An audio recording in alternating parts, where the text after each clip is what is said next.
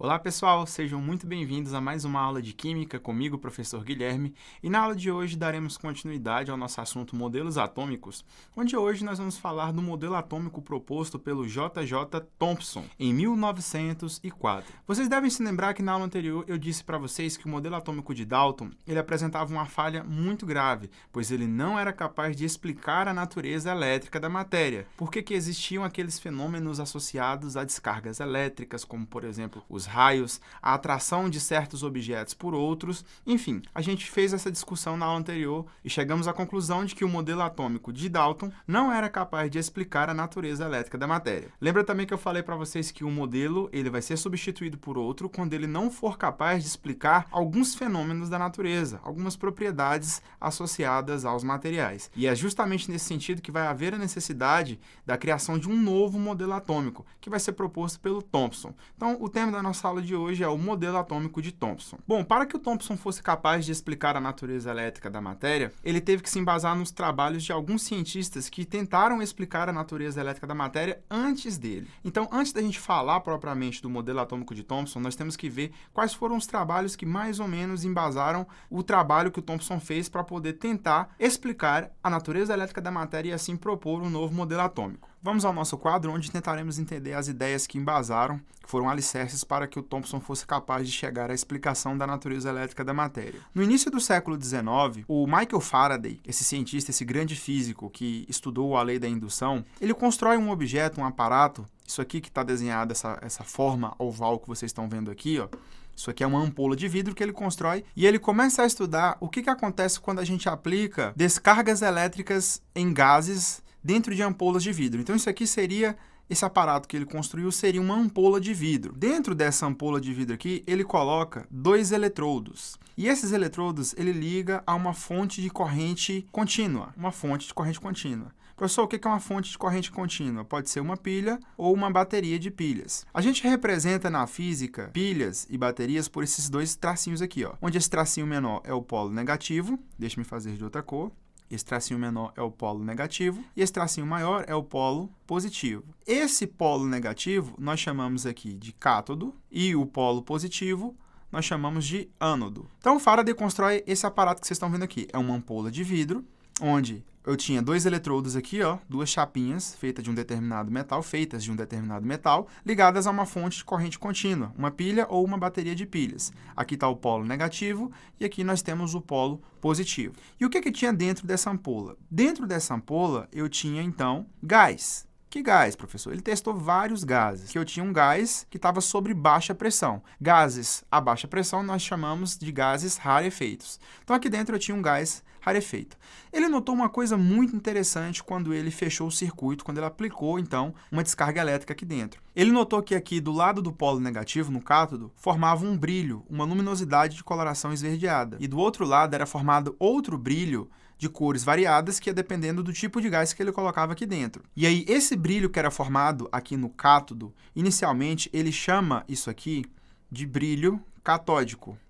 Brilho catódico. Foi o nome que ele deu para esse brilho que aparecia, para essa luminosidade que aparecia do lado do polo negativo, ou seja, do lado do cátodo, quando ele aplicava, então, uma corrente elétrica dentro dessa ampola contendo um gás rarefeito. Aí, essa outra luminosidade que aparecia aqui do lado do ânodo, ele não deu nenhum nome específico. O que ele notou? Cada vez que ele trocava o gás daqui de dentro, a cor do lado do ânodo era modificada, ao passo que a cor do lado do cátodo não se modificava. Ou seja, era como se o brilho catódico estivesse associado a alguma coisa que estava contido em todos os materiais. Porém, o Faraday não deu sequência no estudo desse trabalho. Ele não tentou explicar e nem tentar entender do que era feito esses brilhos que eram formados dentro dessa ampola aqui. Depois do Faraday, veio um outro cidadão chamado Crookes, que vai fazer um aperfeiçoamento no trabalho ali do nosso amigo Faraday. O que o Crookes vai fazer? O Crookes vai manter o experimento dele, essa mesma ampola, com esses eletrodos ligados a uma fonte de corrente contínua aqui, onde aqui eu tenho o polo negativo e aqui o polo positivo, da mesma forma. O que o Crookes vai fazer de diferente aqui? Ele vai acoplar a essa ampola aqui uma bomba de vácuo. Ele vai instalar aqui uma bomba de vácuo. Para que isso? Instalando essa bomba de vácuo nessa ampola de vidro, ele vai deixar o gás aqui dentro mais rarefeito.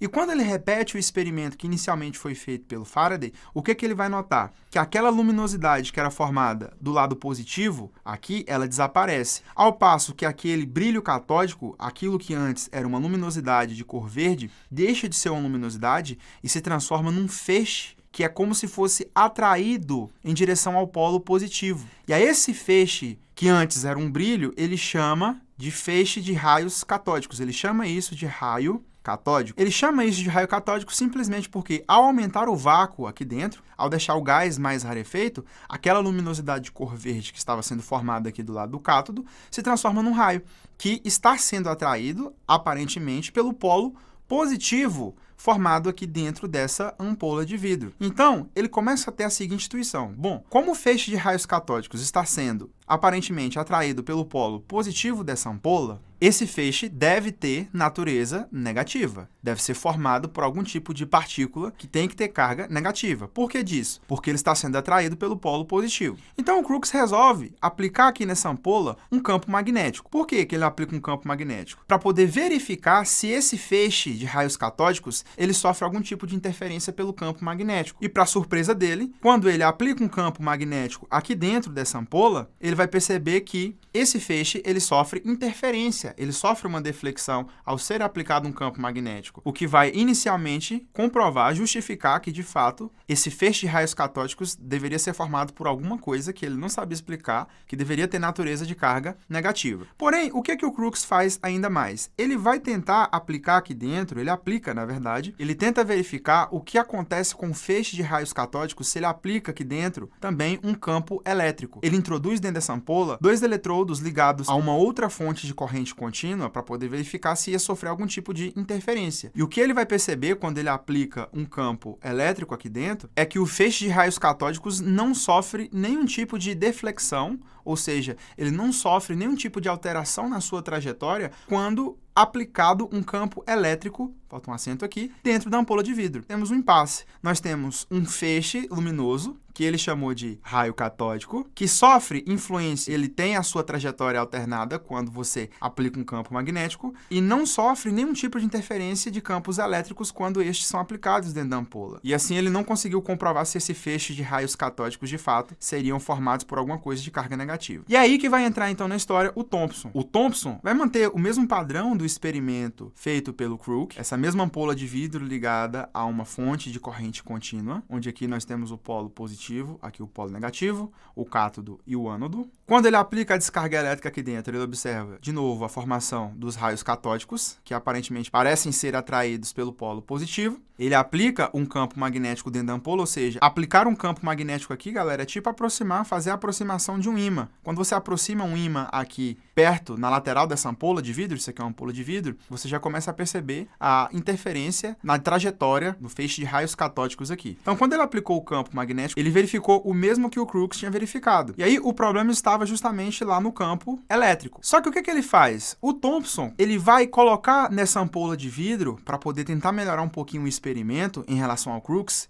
uma bomba de vácuo mais potente. E aí, para surpresa do Thomson, quando ele coloca essa bomba de vácuo mais potente, ele vai perceber que quando ele aplica aqui dentro um campo elétrico, de fato, esse feixe de raios catódicos, ele também vai sofrer uma interferência na sua trajetória. A sua trajetória vai ser modificada pela aplicação do campo elétrico. O que o Crookes não havia observado, pois ainda tinha muita pressão dentro dessa ampola. Então, primeiro, o Faraday, trabalhando com gases rarefeitos, nota o brilho catódico, que era formado do lado do polo negativo. Depois, o Crookes aperfeiçoa a ampola do Faraday e aumenta o vácuo dentro e transforma o que era um brilho catódico num feixe que ele batizou de raios catódicos. Só que ele não conseguiu comprovar a natureza de carga negativa desse feixe de raios catódicos. E aí o Thomson, melhorando o experimento do Crookes, consegue comprovar que, de fato, os raios catódicos que eram formados dentro dessa ampola são formados por alguma coisa que, de fato, tem que ter carga negativa. Ele tenta trocar o material do qual esse eletrodo aqui, esses 2 eletrodos eram feitos, e nota que o resultado do experimento não era modificado. Ele troca o gás dentro da ampola e percebe que, na verdade, também não vai acontecer absolutamente nada. O resultado do experimento não é influenciado. Então, de fato, ele conseguiu comprovar que os raios catódicos, por sofrer interferência de campos magnéticos e de campos elétricos em sua trajetória, deveria sim ser formado por algo que tem que ter natureza negativa. E essa coisa de natureza negativa deveria ser alguma entidade corpuscular que deveria estar inserida na matéria. A referência de átomo que a gente tinha era o átomo de Dalton. Eram esferas. Ele vai dizer que esses corpúsculos, esses novos corpúsculos descobertos por ele de carga negativa, vão estar inseridos dentro da matéria. De alguma forma que ele ia precisar agora criar um modelo para facilitar a nossa compreensão a respeito de como ele imaginaria esses novos corpúsculos. E aí, gente, esses corpúsculos de carga negativa que o Thomson descobre que estão na composição desses feixes de raios catódicos, ele vai batizar essa entidade corpuscular de elétron. O Thomson, portanto, é o descobridor da primeira partícula subatômica, ou seja, que está além do átomo. E assim, a principal característica do elétron é ter carga negativa. Portanto, o elétron descoberto pelo Thomson seria um corpúsculo que deveria estar inserido na matéria. E esse corpúsculo tem que ter carga negativa, porque ele sofre interferência de campos elétricos e de campos magnéticos, e ele chega à conclusão de que deveria estar contido em todos os materiais, porque, independentemente do gás que ele usou dentro da ampola, independente do material do qual era feito esse eletrodo aqui, esses eletrodos, o resultado do experimento era sempre o mesmo. Sendo assim, agora ele precisava criar um novo modelo para tentar explicar, para poder tentar mostrar para a gente como que esses elétrons estariam distribuídos na matéria. Até então, a visão de átomo que nós tínhamos era a visão proposta pelo Dalton, em 1808, um átomo esférico, maciço, indivisível. Veja a principal diferença já proposta pelo Thomson. O átomo de Thomson agora vai começar a ser um átomo divisível, diferente do átomo do Dalton, que era um átomo indivisível. Veja o passo além que nós estamos dando em relação aos gregos. Os gregos e o Dalton acreditavam que o átomo seria a menor partícula que comporia a matéria. Porém, o Thomson, com esse experimento de descargas elétricas em ampolas de vidro de gases rarefeitos, mostra pra gente que existe algo além do átomo. E essa partícula que ele descobre de natureza negativa, que ele batiza de elétron, seria uma partícula além do átomo, que estaria presente no átomo. Sendo assim, o modelo que o Thomson vai propor agora pra gente vai ser um modelo em que ele vai considerar que o átomo também é divisível. A matéria é divisível e o átomo também é divisível. Mas qual foi o modelo que o Thomson criou? Então, voltando aqui ao slide, como eu expliquei para vocês, esse experimento que ele fez com as ampolas de vidro foi em 1897, onde ele usou descargas elétricas em ampolas de vidro contendo gases rarefeitos para a determinação da natureza dos raios catódicos, promovendo a descoberta da primeira partícula subatômica, o elétron. Então tá aqui mais ou menos a ampola que ele trabalhava. Claro que essa aqui é melhorada, era algo parecido com isso.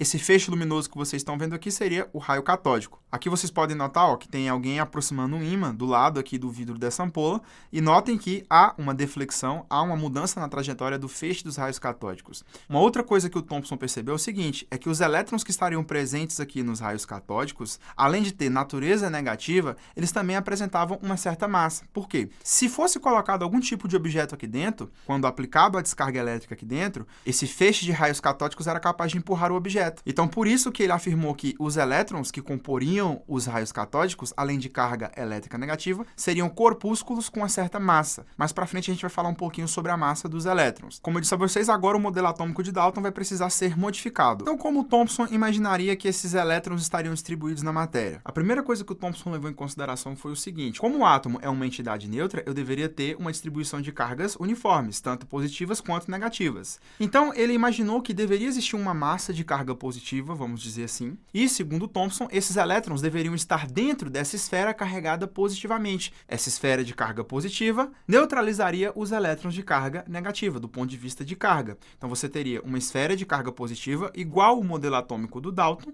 só que dentro dessa esfera de carga positiva você teria elétrons. E como esses elétrons estariam distribuídos dentro dessa esfera? Esses elétrons estariam distribuídos na forma de anéis. Então você teria anéis, onde nesses anéis você teriam os elétrons distribuídos, onde quanto mais próximos do centro dessa esfera, menor a quantidade de elétrons nesses anéis, e quanto mais próximos da borda da esfera, maior a quantidade de elétrons eu teria nesses anéis. Então você teria uma massa de carga positiva, uma esfera de carga positiva, onde você teria dentro dela, distribuídos na forma de anéis, esses elétrons, esses corpúsculos de carga negativa. E o que deveria acontecer era o seguinte: quando dentro aquela ampola eu aplicava uma descarga elétrica, o que aconteceria ali, devido à diferença de potencial, seria o arranque, a separação desses elétrons que estavam dentro dessa esfera de carga positiva distribuída nos anéis, ocorreria a separação desses elétrons em relação a essa esfera de carga positiva. E aí, o que eu via ali, aquele feixe de raios catódicos, seria a separação dos elétrons do átomo. Você teria os elétrons, esses corpúsculos de carga negativa, inseridos dentro de uma esfera, distribuído uniformemente na forma de anéis. Quanto mais próximo da borda da esfera de carga positiva, maior a quantidade de elétrons nesses anéis.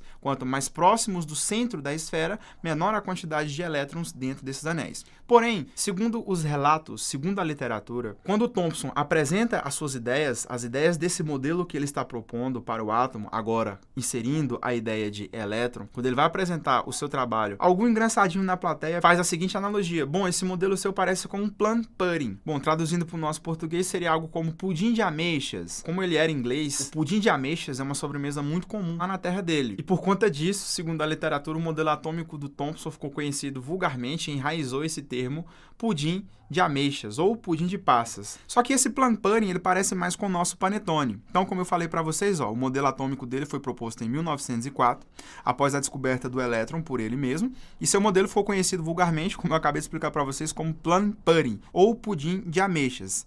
Então tá aqui a foto do nosso querido J.J. Thomson, Joseph John Thomson, e aqui tá a imagem que geralmente é associada ao modelo atômico de Thomson. Então, só para que vocês compreendam, do ponto de vista grosseiro, seria algo parecido com isso, o que ficou na cabeça da plateia quando ele estava apresentando seu modelo atômico. Você teria uma esfera de carga positiva, essas cargas positivas estariam distribuídas de forma homogênea. Inserido nessa esfera de carga positiva, você teria esses corpúsculos de carga negativa, que nós sabemos agora que são os elétrons, algo parecido com isso. E aí o plum pudding seria algo como isso aqui que vocês estão vendo. Isso aqui é a foto, é a imagem de um pudim de ameixas. Vejam que parece, de fato, com o nosso panetone. Essa imagem, associada ao modelo atômico de Thomson, e essa analogia feita ao modelo atômico de Thomson como pudim de passas, está errada. Porque, como eu falei para vocês, aqui está a foto do artigo em que ele publica o seu modelo atômico. Então tá aqui, datado de 1904, nessa revista aqui, escrito na primeira página pelo próprio Thomson. Ele diz que, de fato, os átomos dos elementos consistem de um número de corpúsculos carregados negativamente que estariam incrustados, ou seja, dentro de uma esfera de carga positiva uniforme. E esses corpúsculos de carga negativa estariam em movimento em anéis com uma certa quantidade de partículas carregadas negativamente dentro dessa esfera. Isso aqui que aparece, essa imagem que aparece associada ao modelo atômico de Thomson, é uma imagem errada, porque aqui dá a entender que os elétrons estariam incrustados, meio dentro, meio fora. Só que, segundo o próprio Thomson, aqui está o trabalho do Thomson, os elétrons, além de estarem dentro da esfera, eles estão organizados na forma de anéis, com quantidades específicas de elétrons que estão em movimento. Então o pessoal associa de forma errada o modelo atômico de Thomson a um pudim de ameixas ou a um panetone,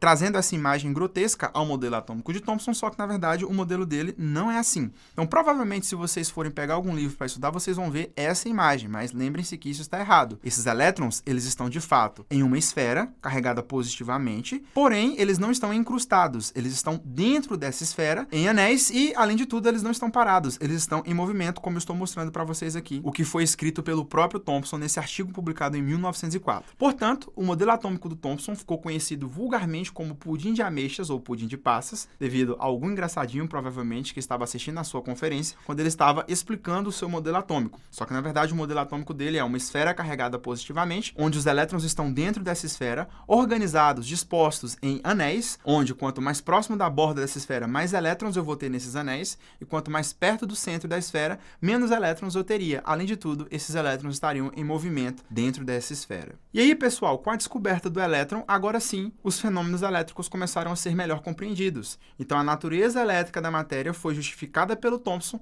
devido à existência dos elétrons. Então, todos os fenômenos elétricos, as descargas elétricas, as atrações eletrostáticas, devido à diferença de potencial, elas são todas explicadas devido à existência dos elétrons na matéria. Então, o Thomson foi o descobridor dos elétrons. Vejam o grande passo que nós demos além dos gregos. Agora, além da matéria ser dividida em átomos, os átomos, na verdade, são divisíveis. Dentro dos átomos, de esferas carregadas positivamente, agora, eu tenho esses elétrons organizados na forma de anéis. Porém, o modelo atômico do Thomson não vai ser capaz de explicar alguns fenômenos da natureza, alguns fenômenos associados a certos materiais. E esse modelo, um modelo bonito proposto pelo Thomson, vai acabar sendo substituído pelo modelo que vai ser proposto, inclusive, por um aluno seu, um neozelandês chamado Ernest Rutherford. E esse vai ser o tema da nossa próxima aula. Te espero lá, hein?